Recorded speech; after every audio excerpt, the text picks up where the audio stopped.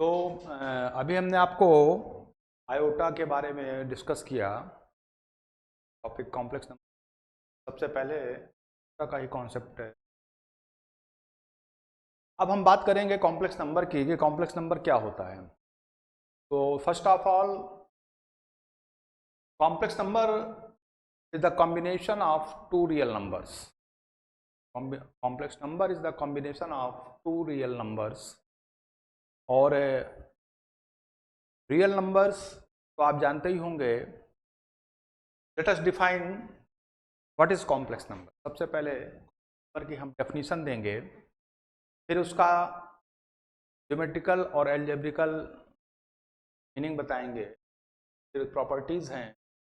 तो सबसे पहले जैसे आपने वेक्टर पढ़ा होगा, वेक्टर में आप किसी भी वेक्टर को कंप्लीट डिफाइन करने के लिए हमें किन चीज़ों की का मैग्नीट्यूड चाहिए और उसका direction. In the same manner complex number, किसी भी कॉम्प्लेक्स नंबर को कंप्लीटली डिफाइन करने के लिए हमें उसका मॉडुलस या उसी को हम मैग्नीट्यूड कहें और का आर्गुमेंट या एम्पलीट्यूड, दो चीज़ों की आवश्यकता होती है। डायरेक्शन होता है वहाँ पर डायरेक्शन, यहाँ पर एम्पलीट्यूड। तो complex numbers behave just like vectors. अब हम डिफाइन करते हैं कॉम्प्लेक्स नंबर को। तो कॉम्प्लेक्स नंबर में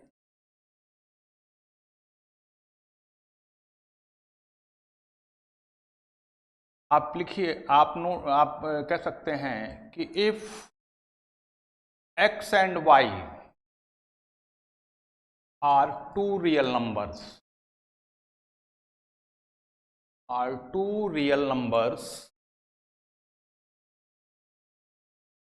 then a number of the form x plus iota y is called complex number.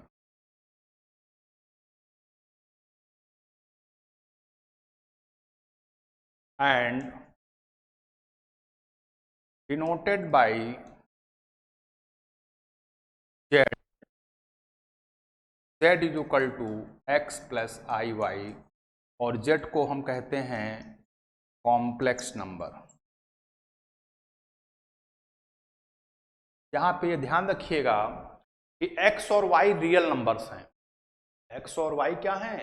Real number हैं। अब बात करते हैं, यहां पर जो x है ये कहलाता है, x को हम बोलते हैं रियल पार्ट ऑफ z। इसी को शॉर्ट में ऐसे लिखते हैं REZ, real part of z। x जो है रियल पार्ट है। अच्छा, y जो है, जो i के साथ है, y रियल नंबर है लेकिन y को क्या कहते हैं? इमेजिनरी पार्ट है। इमेजिनरी मत समझिएगा कि इमेजिनरी नंबर है y। x और y दोनों रियल हैं। जो फ्री फ्रॉम i है वो रियल है और जो i के साथ है वो इमेजिनरी। तो y को हम बोलते हैं imaginary part. y is called imaginary part of z। इसको हम ऐसे लिखते हैं, it means I M short में z is equal to Y. तो ये तो एल्जेब्रिक मीनिंग, एल्जेब्रिक एक्सप्रेशन है कॉम्प्लेक्स नंबर का, कि दो रियल नंबर्स का कॉम्बिनेशन जो होता है, कॉम्बिनेशन जो होता है कॉम्प्लेक्स नंबर होता है। अब इसका जो x को रियल पार्ट कहते हैं और y को इमेजिनरी पार्ट कहते हैं। अब अगर x 0 है, if x is 0, it means real part of z is equal to 0, then z is equal to iy, x 0 हो गया. This is called purely imaginary number. Purely imaginary number.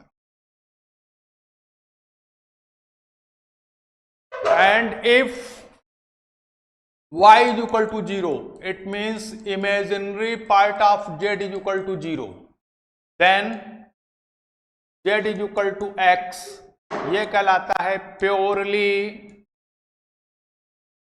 Real number, या हम कहें purely imaginary complex number. और ये हम इसको कहेंगे प्योरली रियल कॉम्प्लेक्स नंबर. देखिए अब यहां पे आप एक चीज समझिएगा, रियल नंबर भी कॉम्प्लेक्स नंबर है. Every real number is a complex number with 0 imaginary part, and every imaginary number with 0 real part is called purely imaginary number. Every imaginary number मतलब क्या है कि imaginary number भी complex number का subset है और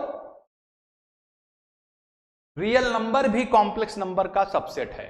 तो ये अगर इसमें real part absent है तो हम इसको purely imaginary कहेंगे, और अगर रियल पार्ट अब्सेंट नहीं है तो इसको इमेजिनरी कॉम्प्लेक्स नंबर कहेंगे. If y is non zero, अगर y नॉन जीरो है, y आपका नॉन जीरो है, तो अब इसमें दो पॉसिबिलिटी होंगी. पहली, if x is equal to 0 और y non zero, then z is purely imaginary. Then z is purely imaginary. And इसमें if x is non-zero, अगर x भी non-zero है, then z is called imaginary complex number. Imaginary complex number. Purely imaginary, imaginary complex number, purely imaginary complex number. तो अब आप समझिए complex number जो है एक सबका सुपरसेट है. प्योरली इमेजिनरी नंबर भी कॉम्प्लेक्स नंबर होता है, इमेजिनरी नंबर भी कॉम्प्लेक्स नंबर होता है, रियल नंबर भी कॉम्प्लेक्स नंबर होता है. तो अब अगर प्योरली रियल नंबर है, प्योरली रियल कॉम्प्लेक्स नंबर है, तो वो क्या हो जाएगा? Real number. उसको सिंपली हम कह सकते हैं real number.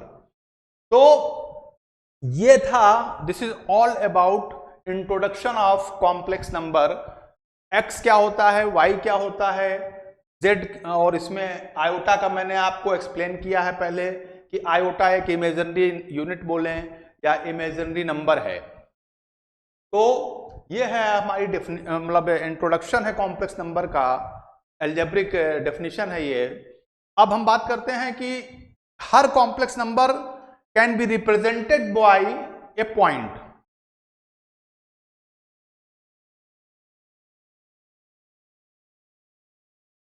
every complex number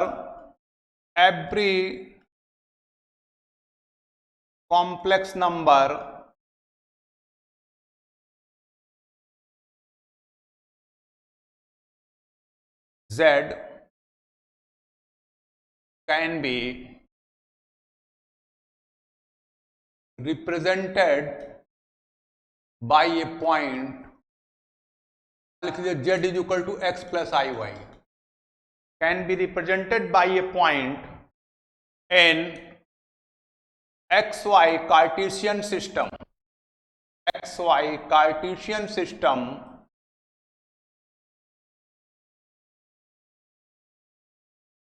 by a point P, x, y. every complex number z is equal to x plus iy can be represented by a point p x comma y in xy Cartesian system and called fx कहें या position vector कहें, या हम इसको image भी कभी कभी कहीं कहीं कहते हैं, इमेज ऑफ पॉइंट पी।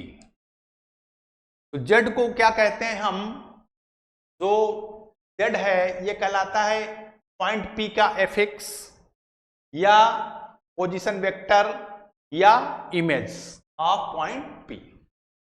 मतलब ये डिफरेंट, जैसे वेक्टर का कहते हैं, वेक्टर पॉइंट लेते हैं और हम उसका पोजीशन वेक्टर लिखते हैं, उसी तरह यहां पर अगर कोई point P X Y plane में है, ऐसे समझिए ये एक्स एक्सिस और ये वाई एक्सिस, ये कोई पॉइंट पी है जो जेड को रिप्रेजेंट कर रहा है, इसका पोजीशन वेक्टर कहें, और इसके कोऑर्डिनेट्स हैं एक्स कॉमा।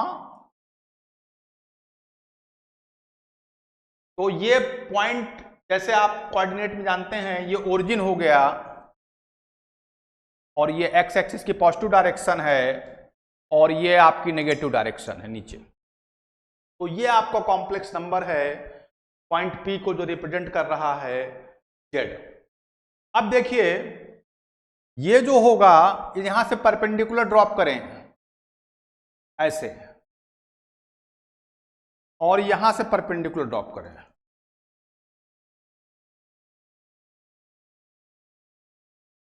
तो ये डिस्टेंस आपकी x हो गई और ये डिस्टेंस आपकी y हो गई, ये डिस्टेंस आपकी y हो गई। तो अब देखिएगा कॉम्प्लेक्स नंबर अगर x और y दोनों पॉजिटिव हैं तो फर्स्ट क्वाड्रेंट में होगा, x नेगेटिव है y पॉजिटिव है तो सेकंड में होगा, जैसे आप कोऑर्डिनेट में जानते हैं। दोनों नेगेटिव हैं तो थर्ड क्वाड्रेंट में पॉइंट को रिप्रेजेंट करेगा, और अगर दोनों x पॉजिटिव है y नेगेटिव है तो फोर्थ क्वाड्रेंट में रिप्रेजेंट करेगा। तो ये इसका रिप्रेजेंटेशन है कोऑर्डिनेट सिस्टम में। अब हम इसको ज्योमेट्रिकली समझते हैं, ये क्या इसका होता है, मॉडुलस क्या होता है और आर्गुमेंट क्या होता है। तो हम आते हैं नेक्स्ट पेज पर। जैसे भी हमने आपको बताया, ये आप बनाइए, फिर से पेज चेंज कर दिया है, ये x है और ये y है, ये पॉइंट P है, ये ओरिजिन से मिला दिया इसको, ये परपेंडिकुलर है, ये डिस्टेंस आपकी x हो गई और ये डिस्टेंस y हो गई। ये z को रिप्रेजेंट कर रहा है और ये पॉइंट के कोऑर्डिनेट्स हैं x, y। तो देखिए इसका जो मॉडुलस होगा,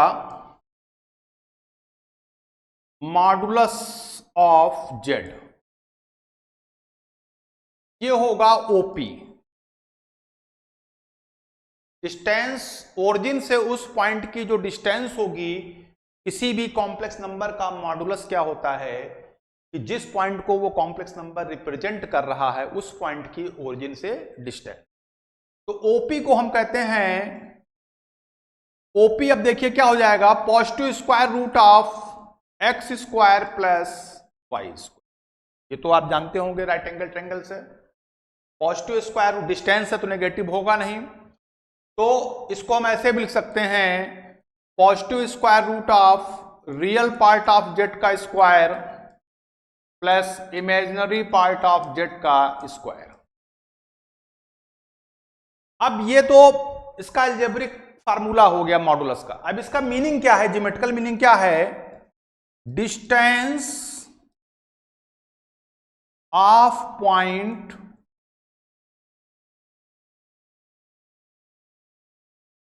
P represented by Z from origin,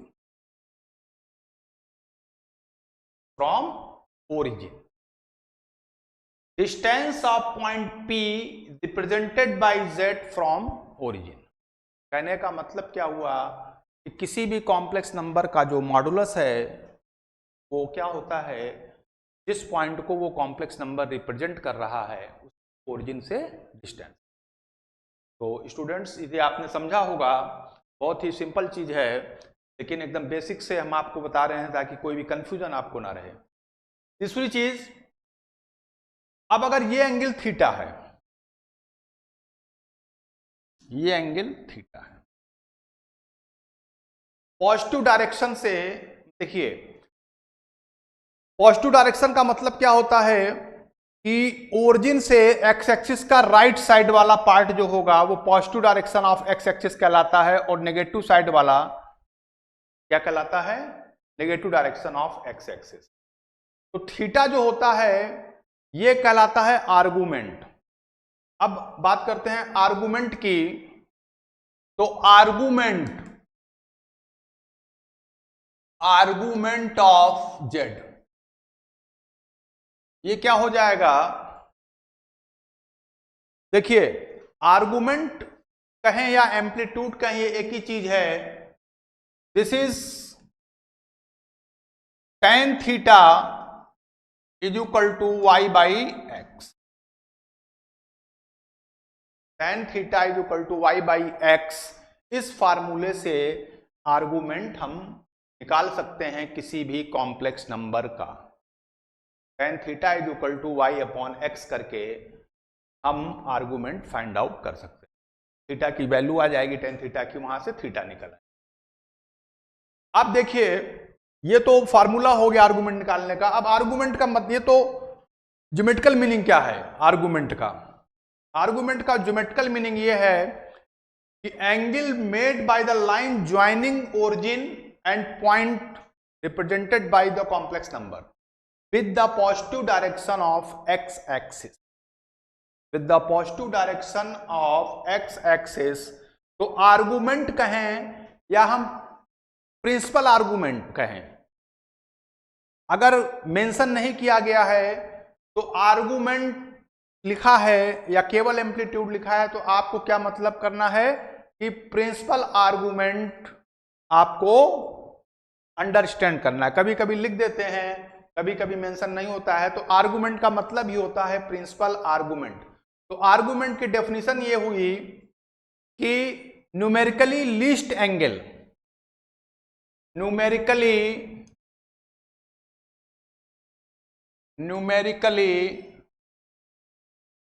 least angle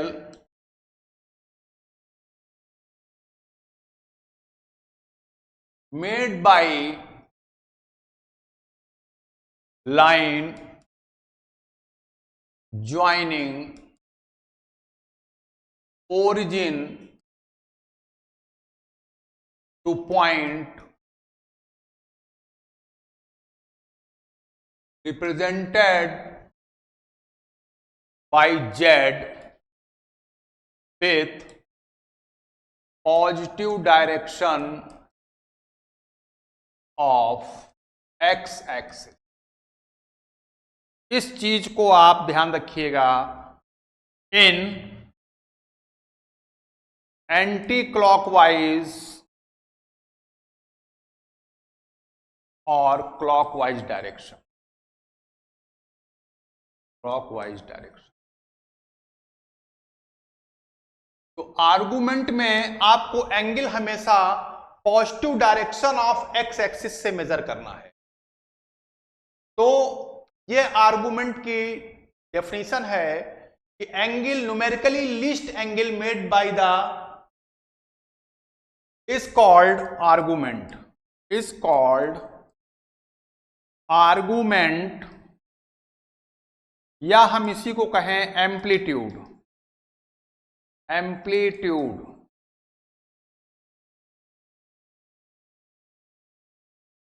principal, principal amplitude या प्रिंसिपल आर्गुमेंट, सिंपली आर्गुमेंट। तो यह डेफिनेशन है आर्गुमेंट की।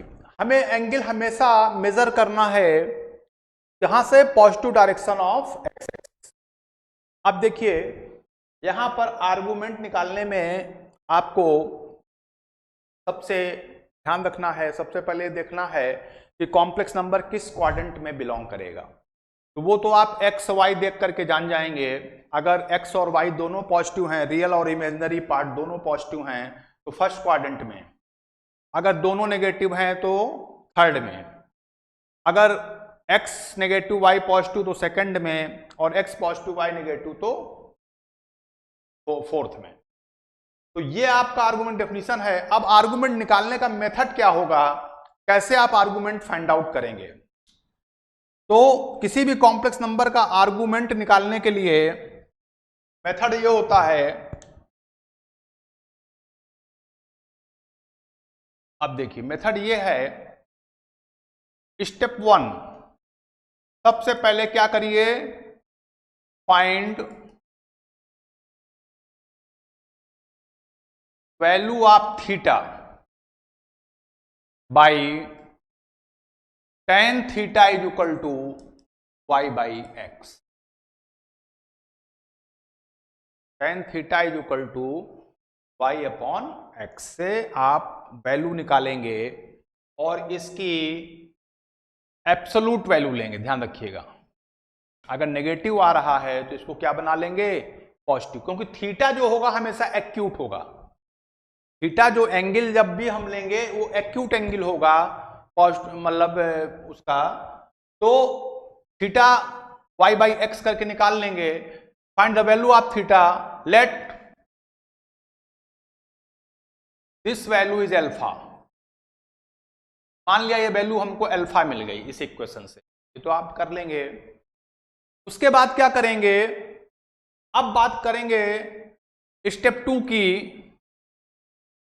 स्टेप 2 में अब आप देखेंगे कि किस क्वाड्रेंट में कॉम्प्लेक्स नंबर बिलोंग कर रहा है, किस क्वाड्रेंट में।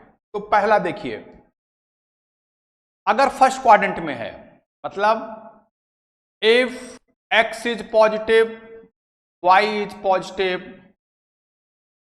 दोनों पॉजिटिव हैं, तो फिगर इसका ये बनेगा बेटा, ये देखिए, मतलब ये कॉम्प्लेक्स नंबर आपका हो गया p, z को रिप्रेजेंट कर रहा है x, y, ये एंगल आपका थीटा होगा।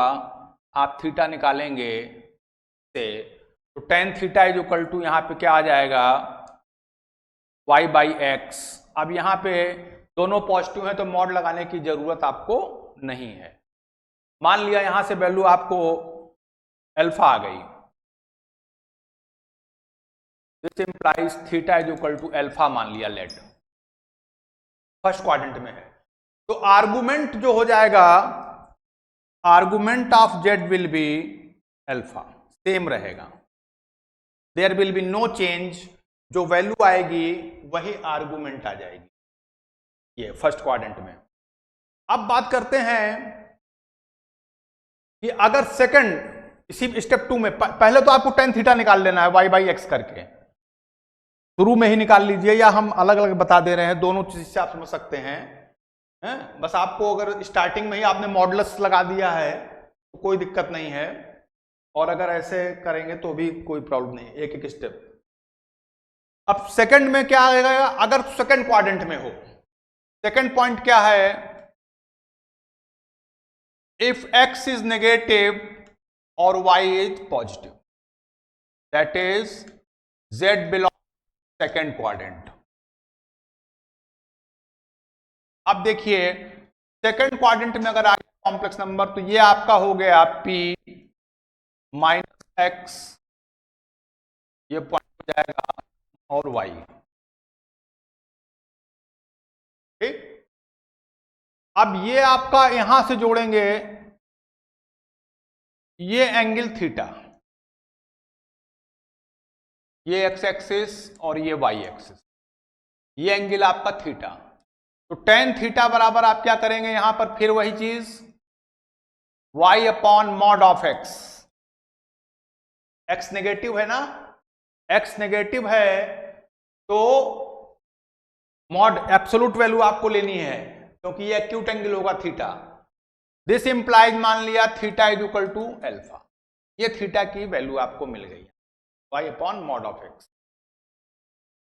अब आप देखिए, हमने अभी आपको बताया कि आर्गुमेंट में एंगल ये थीटा नहीं होगा, ये नेगेटिव डायरेक्शन से है, नेगेटिव ब्रांच से एंगल है, तो हमें इस ब्रांच से एंगल लेना है हमेशा पॉजिटिव डायरेक्शन से आर्गुमेंट में।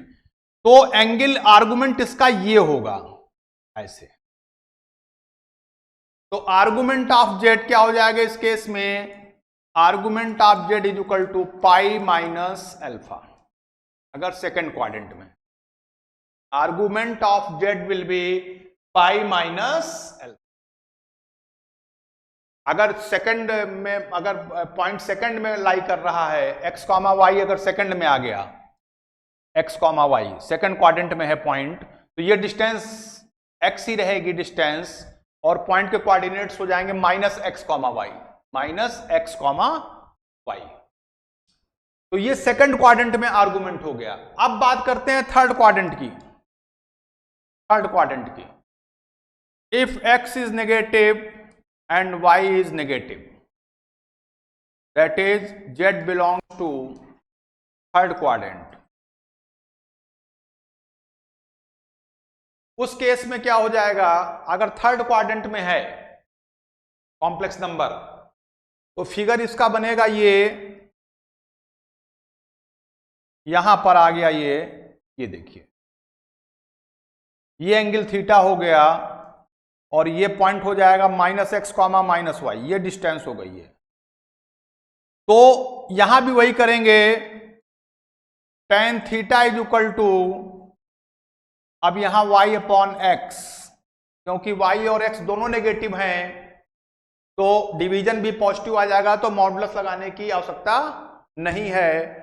Tan theta is equal to Y upon X, यहां से मान लिया थीटा की वैल्यू मिली अल्फा, ये थीटा की वैल्यू, ये ओरिजिन है, ये एक्स एक्सिस है। अब समझिएगा, आर्गुमेंट में हमेशा हमको एंगल इस ब्रांच से लेना है, तो आर्गुमेंट जो होगा इसका ऐसे मेजर करेंगे प्रिंसिपल। तो ये पाई, इसका जो आर्गुमेंट का जो मैग्नीट्यूड होगा वो पाई माइनस अल्फा होगा। अब चूंकि मेजरमेंट क्लॉकवाइज है, जब हम एंगल को क्लॉकवाइज मेजरमेंट लेते हैं तो एंगल नेगेटिव लिया जाता है। तो आर्गुमेंट ऑफ जेड इस केस में क्या हो जाएगा? माइनस पाई माइनस अल्फा, मतलब पाई माइनस अल्फा तो इसका मैग्नीट्यूड हो गया, आर्गुमेंट के मतलब वैल्यू हो गई, और क्योंकि मेजरमेंट क्लॉकवाइज है तो बाहर माइनस लगा देंगे, तो it will become alpha minus pi. ये ध्यान रखिएगा आर्गुमेंट निकालने में। आप तीन हो गए, तीन क्वाड्रेंट हो गए, आपको सब में tan theta Y by X निकालना है। सबसे पहले फर्स्ट क्वाड्रेंट में है तो सीधा सीधा वाई बाई एक्स, सेकंड में है तो वाई अपॉन मॉड एक्स, क्योंकि हमेशा टेन थीटा की वैल्यू पॉजिटिव आपको लेनी है, क्योंकि थीटा जो एंगल बनाएगी लाइन वो हमेशा एक्यूट होगा। अब उसके बाद अगर थर्ड क्वाड्रेंट में है तो tan theta is equal to Y by X, और अगर फोर्थ में है तो मॉड वाई अपॉन एक्स। कहने का मतलब फर्स्ट और थर्ड में है तो आपको वाई बाई एक्स सीधा निकाल लेना, क्योंकि फर्स्ट क्वाड्रेंट में एक्स और वाई दोनों पॉजिटिव होंगे तो डिवीजन पॉजिटिव, थर्ड में एक्स और वाई दोनों नेगेटिव होंगे तो डिवीजन नेगेटिव, तो मॉड लगाने की आवश्यकता नहीं है, लगा भी देंगे तो कोई दिक्कत नहीं है। ठीक, अच्छा सेकंड में है तो एक्स पे मॉड लगाना है नीचे, फोर्थ में है तो वाई पे लगाना है, और हमें थीटा की वैल्यू फाइंड आउट करनी है, और अकॉर्डिंगली हमको क्या करना है, फर्स्ट क्वाड्रेंट में है तो जो वैल्यू आएगी वो एज इट इज वही आर्गुमेंट हो जाएगी, सेकंड में है तो उस वैल्यू को पाई में सब्ट्रैक्ट कर देंगे, पाई से सब्ट्रैक्ट कर देंगे, थर्ड में है तो उस वैल्यू में से पाई को सब्ट्रैक्ट कर देंगे, मतलब सेकंड में पाई माइनस अल्फा, थर्ड में अल्फा माइनस पाई, और अगर फोर्थ क्वाड्रेंट में है तो simply argument will be minus alpha. अब जैसे फोर्थ का हम आपको दिखा दे रहे हैं, चौथा केस ये है कि fourth quadrant,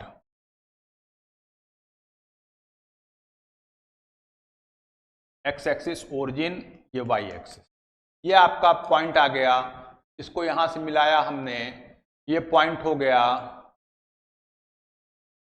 x comma minus, ये डिस्टेंस x और ये distance y, distance y, x comma minus Y, x positive y negative. ठीक, अब देखिए ये एंगल यहां पे थीटा, तो अब इसमें हम क्या करेंगे, tan theta is equal to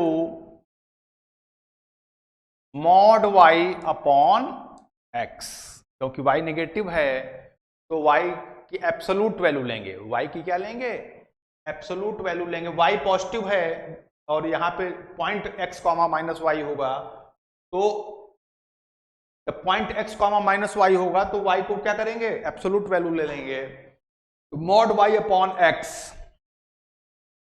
तो ये रिप्रेजेंट करेगा। अब मान लिया यहां से थीटा की वैल्यू आपको अल्फा मिल गई, मान लिया इसी को हमने लिख दिया थीटा बराबर अल्फा, यहां से वैल्यू मिल गई। अब देखिए यहां पर एंगल इसी ब्रांच से हम मेजर कर रहे हैं पॉजिटिव से, लेकिन मेजरमेंट क्लॉकवाइज है। मेजरमेंट क्या है, क्लॉकवाइज। जब मेजरमेंट क्लॉकवाइज है तो आर्गुमेंट ऑफ जेड हो जाएगा माइनस अल्फा। तो ये बेटा आर्गुमेंट का था कि आर्गुमेंट किसी भी कॉम्प्लेक्स नंबर का आर्गुमेंट हम कैसे निकालते हैं, ये चीज मैंने आपको बताई। अच्छा, आर्गुमेंट या एम्पलीट्यूड ऑफ जेड, एक ध्यान रखिएगा, आर्गुमेंट ऑफ जेड किसी भी कॉम्प्लेक्स नंबर का माइनस पाई से प्लस पाई के बीच में होता है। इधर इक्वलिटी नहीं है, किसी भी कॉम्प्लेक्स नंबर का आर्गुमेंट जो है वो माइनस पाई नहीं होगा, हो सकता है प्लस पाई तक हो सकता है या प्लस पाई से कम, और न्यूमेरिकली लीस्ट एंगल जो होता है उसी को हम आर्गुमेंट कहते हैं। तो ये ध्यान रखिएगा, माइनस पाई से प्लस पाई के बीच में आर्गुमेंट या प्रिंसिपल आर्गुमेंट किसी भी कॉम्प्लेक्स नंबर का बिलोंग करता है। This is all about argument. अब हम कुछ क्वेश्चन डिस्कस करेंगे आर्गुमेंट निकालने के लिए। जैसे हम आपसे कहें फाइंड आर्गुमेंट ऑफ नंबर 1, पहला क्वेश्चन हम दे रहे हैं आपको, z इज इक्वल टू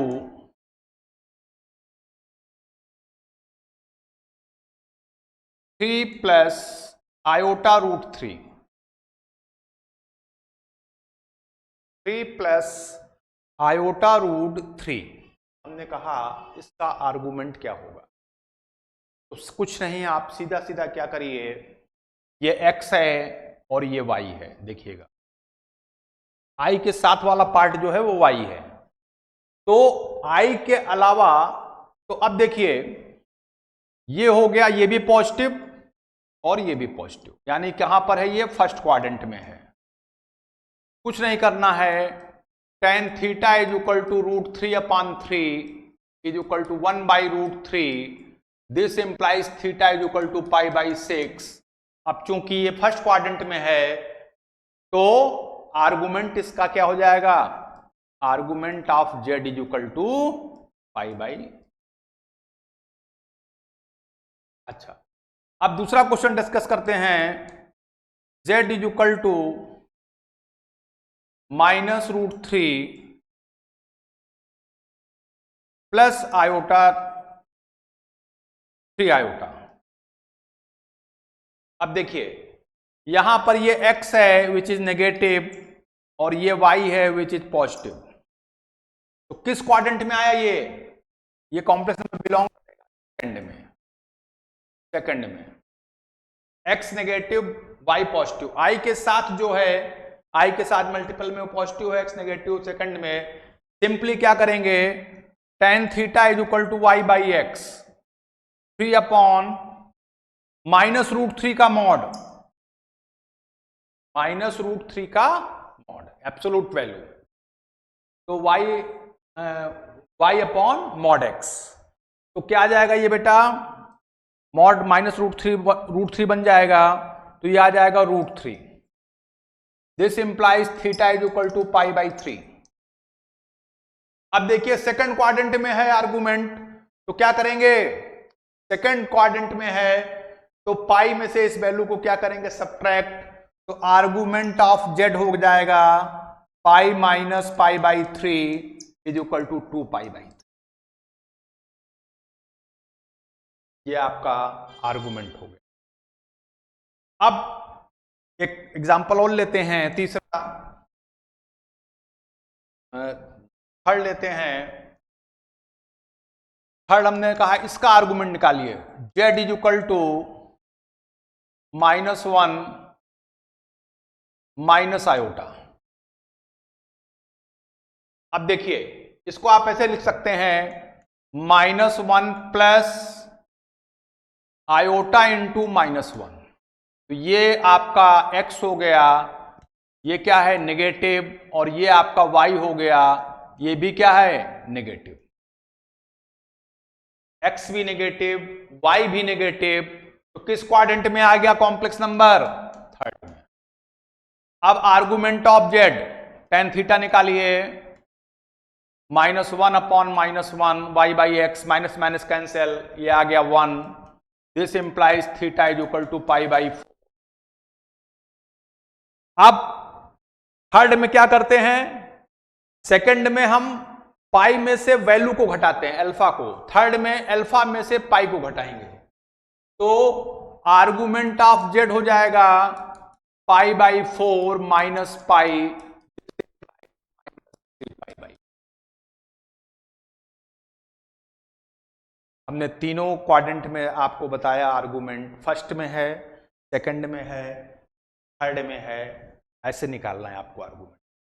बस आपको ये ध्यान रखना है कि कॉम्प्लेक्स नंबर किस क्वाड्रेंट में बिलोंग कर रहा है। सिंपल चीज है, कुछ नहीं करना है आपको। अगर फर्स्ट में है तो tan theta y by x करके निकाल लीजिए, आर्गुमेंट वही हो जाए। सेकंड में है तो y upon mod x tan theta, absolute value ले लीजिए x की, वहां से थीटा की जो वैल्यू आएगी, मान लिया अल्फा है, उस वैल्यू को पाई में से सबट्रैक्ट कर दी। फोर्थ में है तो tan theta is equal to आप करेंगे y बाई एक्स, दोनों नेगेटिव होंगे तो नेगेटिव नेगेटिव कैंसिल हो जाएगा, एब्सोल्यूट वैल्यू पॉजिटिव ही आएगी उसकी, वहां से अल्फा की वैल्यू अगर डाल लेंगे थीटा की अल्फा, तो आर्गुमेंट क्या हो जाएगा, alpha minus pi, third quadrant. अब फोर्थ में है, अगर जैसे हम आपसे फोर्थ लेते हैं, फोर्थ हमने कहा इसका आर्गुमेंट क्या होगा, Z is equal to 3 minus iota root 3। अब देखिए इसको हम ऐसे लिख सकते हैं 3 plus iota into minus root, minus ये आपका x पॉजिटिव, ये आपका y निगेटिव। किस क्वाड्रेंट में आ गया, फोर्थ क्वाड्रेंट में आ गया, तो tan theta is equal to क्या करेंगे, -√3 मॉड y अपॉन x 3, ये आ जाएगा √3 upon 3, this is equal to 1 by √3, this is equal to, this implies theta is equal to pi by 6, pi by X, तो पाई बाई 6 आ गया, इसी को हम अल्फा कहेंगे। अब ये फोर्थ क्वाड्रेंट में है तो कुछ नहीं करना है, जो थीटा की वैल्यू आएगी उसी में आपको क्या करना है, नेगेटिव कर देना है। तो argument of Z is equal to minus pi by, ये आपका आर्गुमेंट निकालने का मेथड मैंने आपको भी डिस्कस किया। कुछ और चीजें डिस्कस करें। अब जैसे हम आपसे कहें argument of Z is equal to, नहीं जैसे हम आपसे कहें कि जेड इज इक्वल टू -1 का आर्गुमेंट क्या होगा, जेड इज इक्वल टू -1 का आर्गुमेंट क्या होगा। तो इसको हम देखिए ऐसे करेंगे, -1 प्लस आयोटा इंटू 0, ये भी एक कॉम्प्लेक्स नंबर ही है, इमेजिनरी पार्ट 0 है, every real number is a complex number with zero imaginary part. तो -1 प्लस आयोटा इंटू 0। तो अब देखिए जो रियल नंबर्स हैं, जो प्योरली रियल कॉम्प्लेक्स नंबर हैं, वो एक्स एक्सिस पे हम उसको रिप्रेजेंट कर सकते हैं। प्योरली रियल कॉम्प्लेक्स नंबर्स को एक्स एक्सिस पे रिप्रेजेंट किया जा सकता है। तो -1 को हम क्या करेंगे, अगर हम ऐसे देखें तो -1 यहां कहीं आएगा, -1, 0 ये पॉइंट है। इस कॉम्प्लेक्स नंबर को ये पॉइंट रिप्रेजेंट करेगा, -1 कॉम्प्लेक्स नंबर को रिप्रेजेंट ये पॉइंट करेगा। अब आर्गुमेंट की डेफिनेशन क्या होती है कि उस पॉइंट से ओरिजिन को जोड़ने वाली लाइन, उस पॉइंट को ओरिजिन से जोड़ने वाली लाइन एक्स एक्सिस की पॉजिटिव डायरेक्शन से जो एंगल बनाती है वो आर्गुमेंट होता है। तो ओरिजिन हो गया ये, पॉइंट हो गया ये लाइन हो गई, एक्स एक्सिस की लाइन हो गई, नेगेटिव डायरेक्शन जो हो गया एक्स एक्सिस का नेगेटिव डायरेक्शन यहां तक, यही लाइन हो गई। और ये लाइन इस लाइन से कितना एंगल बना रही है, पाई। इस ब्रांच से ये वाली ब्रांच OX ब्रांच से OX डैश वाली ब्रांच कितना एंगल बना रही है, पाई। ये एंगल आपका कितना हुआ, पाई। तो इसका हम आर्गुमेंट क्या लिखेंगे, आर्गुमेंट Z इक्वल टू पाई। अच्छा, अब अगर हम आपसे कहें कि Z बराबर 3 का आर्गुमेंट क्या होगा, तो इसको हम ऐसे लिख सकते हैं 3 प्लस आयोटा इंटू 0। अब देखिए 3 यहां कहीं आएगा, पॉजिटिव डायरेक्शन में आएगा, positive real number positive direction में, negative real number negative direction में एक्स एक्सिस के। अब ये लाइन यहां से यहां तक कितना एंगल बना रही है, इससे 0। तो आर्गुमेंट ऑफ Z क्या हो गया, तो यहां से एक आप कंक्लूजन क्या निकाल सकते हैं कि अगर रियल नंबर, अगर कोई भी कॉम्प्लेक्स नंबर प्योरली रियल है, क्या चलेगी क्या लाइट।